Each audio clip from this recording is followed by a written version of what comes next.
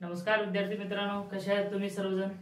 तमाम महाराष्ट्रातील विद्यार्थ्यांना माझं सांगणं आहे की जे काही पॉलिटेक्निकला तुम्ही रजिस्ट्रेशन केलात त्याची डेट कधी येईल, कॅप राऊंडची डेट कधी येईल, प्रोव्हिजनल लिस्ट म्हणजे काय, ग्रीव्हन्स पिरियड म्हणजे काय, याचा सगळ्यांना थोडासा संभ्रम आहे, सगळ्यांना डाऊट आहे आणि ते डाऊट तुम्हाला तुमचा मी क्लिअर करण्यासाठी आलेलो आहे. खास व्हिडिओ तुमच्यासाठी बनवतोय. तर चॅनलला तुम्ही नवीन असाल तर सबस्क्राइब करून घ्या, जेणेकरून नवीन नवीन व्हिडिओ तुमच्यापर्यंत पोहोचतील. आणि जे काही पॉलिटेक्निकचे ऍडमिशन आहेत सगळे ऍडमिशन प्रोसेस संपेपर्यंत, तुम्हाला ऍडमिशन भेटेपर्यंत मी तुमची साथ देणार आहे. प्रत्येक व्हिडिओ तुमच्यासाठी मी युट्यूबवर टाकणार आहे, तर बघत राहा. तर तुमच्या या RR क्लासेस मध्ये स्वागत आहे. मग बघा, आता तुम्ही पॉलिटेक्निक रजिस्ट्रेशन केलं, काही लोक करायचे आहेत, काही लोकांकडे काही डॉक्युमेंट्स नाहीत, काही जणांकडे थोडंसं एखाद्या डॉक्युमेंट्स मुळे डाऊट येतोय, करावं का नको करावं. मग ते सगळे डाऊट्स तुमचे one by one me clear करणार आहे. तर अगोदर डेट दिली होती आपल्याला 20. आता जेव्हा तुम्ही 10वी वरून रजिस्ट्रेशन करताय फर्स्ट इयरला, फक्त मी 10वी वरून सांगतोय. त्यानंतर दुसऱ्या व्हिडिओमध्ये सांगितलेलं आहे मी 12वी वरूनचा डेट काय आहे, तर प्रत्येक डेट सांगितलेलं आहे. आता यामध्ये इम्पॉर्टंट डेट्स काय काय ते सांगणार आहे. 10वी वरून तुम्ही पॉलिटेक्निक साठी रजिस्ट्रेशन करणार आहात आणि केलात, जर त्यामध्ये तुम्हाला ऍडमिशन, कोणाकोणाला काय वाटतंय की एक वेळेस रजिस्ट्रेशन झालं की ऍडमिशन झालं, असं नसून तर त्याचे भरपूर काही प्रोसिजर आहेत.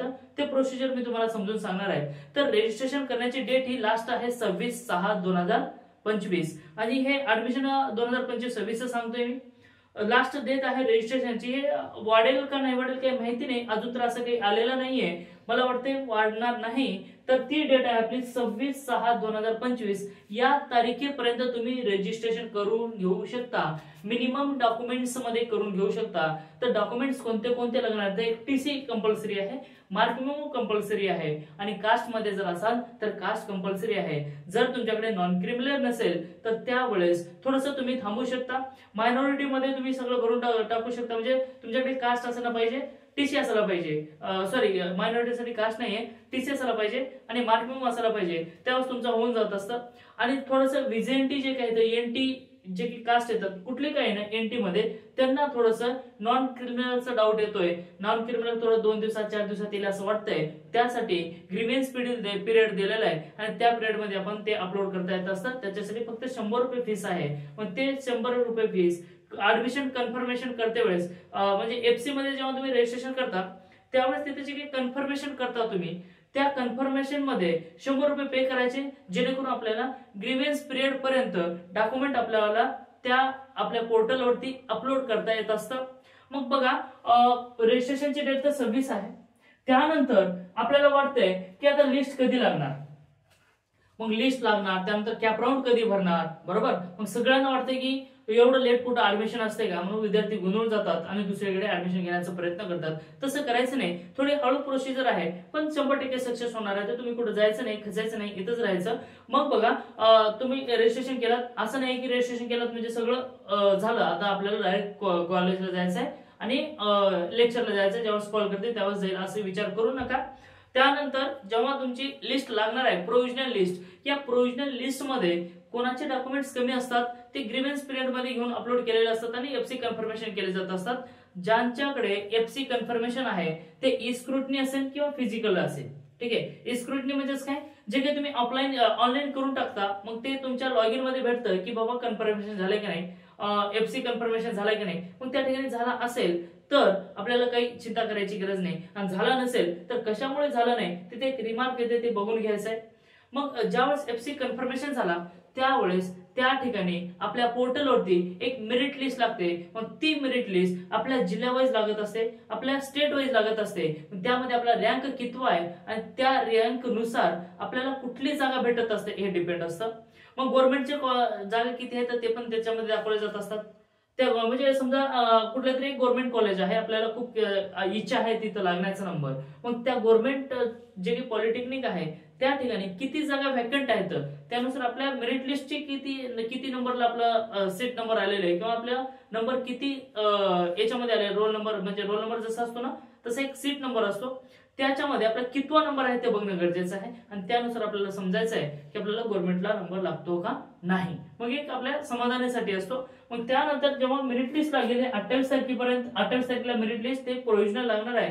म्हणजे याचा अर्थ जे काही ग्रीव्हन्स पिरियड मध्ये डॉक्युमेंट्स अपलोड केलेले आहेत त्यांच्यासाठी आहे ही प्रोव्हिजनल सगळ्यांसाठीच आहे, पण त्यानंतर फायनल मेरिट लिस्ट मध्ये थोडंसं इकडे तिकडे होऊ शकतं, कारण काही लोक ग्रीव्हन्स पिरियड मध्ये डॉक्युमेंट अपलोड केलेले असतात आणि त्यासाठी ते रिझर्व असतं. मग त्यानंतर बघा नेक्स्ट आहे फायनल मेरिट लिस्ट लागणार 2 तारखेला, म्हणजेच 2 तारखेला म्हणजे 2 जुलै 2025 ला तुमची काय लागणार आहे फायनल मेरिट लिस्ट. मग यामध्ये जे कोणी ग्रीव्हन्स पिरियड साठी डॉक्युमेंट अप्लाय करण्यासाठी 100 रुपये पे केले आहेत पण अद्यापही डॉक्युमेंट अपलोड केलेले नाहीत, अशा लोकांना ते शीट जात असते ओपनला.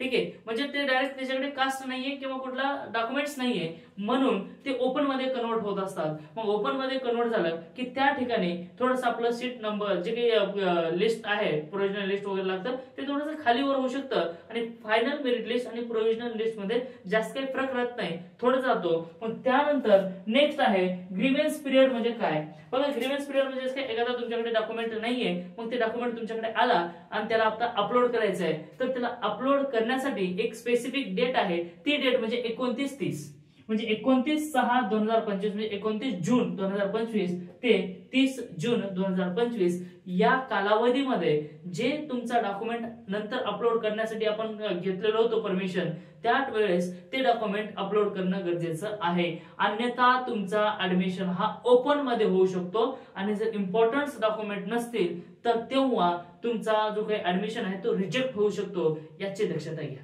त्यानंतर फायनल मेरिट लिस्ट 2 ला लागली तर त्यानंतर बघा कॅप राऊंड 1.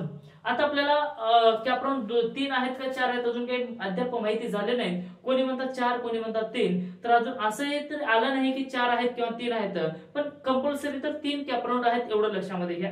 मग ते कॅप राऊंड कधी लागत असतं, सगळ्यांना इच्छुकता आहे की कधी आमचं ऍडमिशन होईल आणि कधी आम्ही कॉलेजला जाईल, कधी आम्हाला नवीन जीवन जगण्यासाठी संधी मिळेल. कसं आहे आपण 10वी पर्यंत जात असतो त्यावेळेस ते साधी नॉर्मल कॉलेज लाईफ असते, पण जेव्हा तुम्ही 10वीच्या नंतर कॉलेजला जाता म्हणजे कॉलेजची लाईफ जगता येते किंवा सिटीमध्ये जाता, तुम्ही घरापासून लांब जाता, त्यावेळेस तुम्ही मोकळे होता आणि तुम्हाला आनंद घेता येत असतं, म्हणून तुम्ही थोडे काय असतात एकदम खुश असतात आणि कधी आमचं ऍडमिशन होईल, कधी आम्ही जाणार, कधी आमच्या मित्रांना नवीन नवीन भेटणार आणि कधी आम्ही कॉलेज लाईफ जगणार अशी तुमच्यामध्ये इच्छा असते. आणि ती इच्छा म्हटलं तर 2 तारखेला फायनल मेरिट लिस्ट आहे आणि त्यानंतर कॅप राऊंड हे 4 किंवा 5 तारखेच्या आसपास लागण्याची शक्यता आहे. अजून तर फायनल डेट आलेले नाही. मग कॅप राऊंड तुमचा लागेल, म्हणजे कॅप राऊंड म्हणजे ऑप्शन फॉर्म भरणे. कॅप राऊंड म्हणजेच काय, ऑप्शन फॉर्म 4/7/2025 ते 5/7/2025 च्या आसपास तुमचे कॅप राऊंडची डेट येईल. म्हणजे कॅप राऊंड म्हणजेच काय, कॅप राऊंड म्हणजेच काय की या कॅप राऊंड मध्ये आपल्याला एक फॉर्म भरायचा असतो, जे तुमची लॉगिन आयडी दिलेली आहे, DEN पासून स्टार्ट आहे. मग त्या आयडी वरती जायचं लॉगिन मध्ये आपल्या आणि तिथून आपल्याला कॅप राऊंड भरता येत असतो. आणि कॅप राऊंड म्हणजेच काय, प्रत्येक आपल्याला जे काही कॉलेज पाहिजे ते कॉलेज त्याच्यामध्ये द्यायचंय. मग त्यामध्ये 9 ऑप्शन असतात, तुम्ही कितीही पण कॉलेज भरू शकता, 1 नंबर 2 नंबर 3 नंबर कितीही. जर तुमची असं वाटतंय की मला ह्याच कॉलेजमध्ये नंबर लागायला पाहिजे अशी कॉलेज 1 नंबरला द्या. त्यानंतर 2 नंबरला ह्याच्यापेक्षा ही कॉलेजही लागली तरी ठीक आहे, म्हणजे एक टॉप आहे त्याच्यापेक्षा थोडीशी कमी आहे त्यानंतर थोडीशी कमी आहे, असं आपण सिलेक्ट करत असतो. पण त्यावेळेस थोडीशी जे काही हायर आहे किंवा टॉप कॉलेज आहे त्याच्यापेक्षा थोडीशी कमी टॉप आहे किंवा त्याला जास्त आपण व्हॅल्युएबल कमी देत असतो तशी कॉलेज 2 नंबरला टाका. त्यानंतर जे हळूहळू काय कितीही टाकू शकता तुम्ही, पण मिनिमम 3 तर द्यायला पाहिजे. ठीक आहे, मग ते लिस्ट कॅप राऊंड लागला का नाही, मग 4 किंवा 5 लागेल, मग त्यानंतर 3 ते 4 दिवसानंतर त्याची लिस्ट लागेल. आणि ज्या वेळेस तुमचा फर्स्ट ऑप्शन लागला त्यावेळेस ऑटो फ्रीज होईल. आणि ऑटो फ्रीज याचा अर्थ असा आहे की एक वेळेस ते कॉलेज लागला तर तेच घ्यावं लागते आणि ऍडमिशन कॅन्सल करावं लागते. हे महत्वाचं बरं का, म्हणजे अगोदरच कॅप राऊंड मध्ये ऑप्शन भरत असताना व्यवस्थित भरायचंय, न चुकता भरायचंय आणि कोणाचं तर गायडन्स घेऊन भरायचंय. जर फर्स्ट ऑप्शन मध्ये तुमचा कॉलेज लागला, तुम्ही दिलात कुठला तरी कॉलेज आणि तेच कॉलेज जर लागला तर तुम्हाला ऍडमिशन कॅन्सल करता येणार नाही, ऍडमिशन तुम्हाला घेता येणार नाही किंवा घ्यावंच लागतं. आणि दुसरं कॉलेज जर तुम्हाला पाहिजे असेल तर ते कॅन्सल करता येणार नाही, दुसरा कॉलेज तुम्हाला भेटणार नाही. आणि जर असं वाटतं की मला इथं करायचंच नाही तर तुला पॉलिटेक्निक मधूनच ऍडमिशन भेटणार नाही, याची तुम्ही दक्षता घ्या.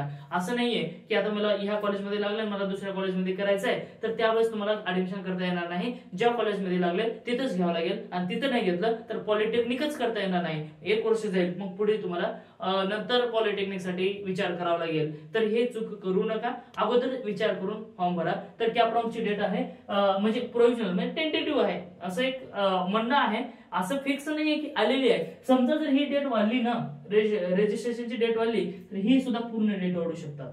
हे कसं आहे, जर डेट वाढली तर हे वाढू शकतात आणि आता सेम राहतील. तर 4-5 तारखेच्या आसपास तुम्हाला काय करावं लागेल, कॅपराऊंड भरावं लागेल. भरपूर विद्यार्थ्यांचे कॉल मेसेज येतात, सर कॅपराऊंड कधी आहे, कॅपराऊंड कधी आहे, कधी आमचा ऑप्शन फॉर्म भरते, हे सगळे गोष्टी येतात. त्यासाठी मी आज तुमच्यासाठी घेऊन आलोय हा व्हिडिओ. तर व्हिडिओ कसा वाटला, तुम्हाला समजलं की नाही, किंवा अजून काही माहिती अधिक माहिती हवी असेल तर कमेंट बॉक्समध्ये तुम्ही कमेंट करून विचारू शकता.